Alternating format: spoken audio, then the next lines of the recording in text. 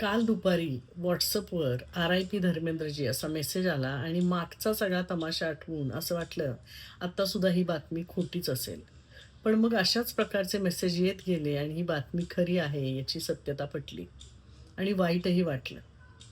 खरं तर हा original he man, fit body, देखणा चेहरा आणि कोणत्याही भूमिकेला न्याय मिळवून देण्याची कुवत. त्यांचे सिनेमे आठवून पहा. राम बलराम, बंदिनी, लोफर, ब्लॅकमेल, चुपके चुपके, शोले, आणखी असे 300हून जास्त सिनेमे त्यांच्या नावावर जमा आहेत. अगदी हल्ली-हल्लीचा रॉकी रानी की कहाणीमधला प्रेमात आकंठ बुडालेला आजोबासुद्धा आठवला.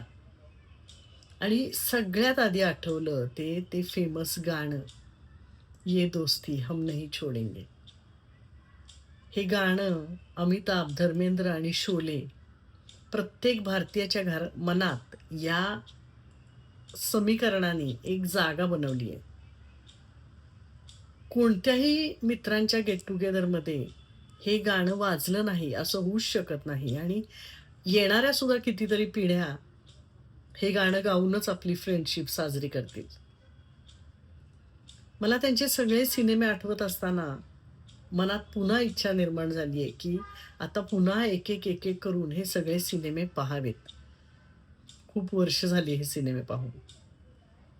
आणि मला असं वाटतंय कोणत्याही कलाकाराला त्याची कलाकृती पुन्हा पाहूनच खरी श्रद्धांजली वाहिली जाऊ शकते.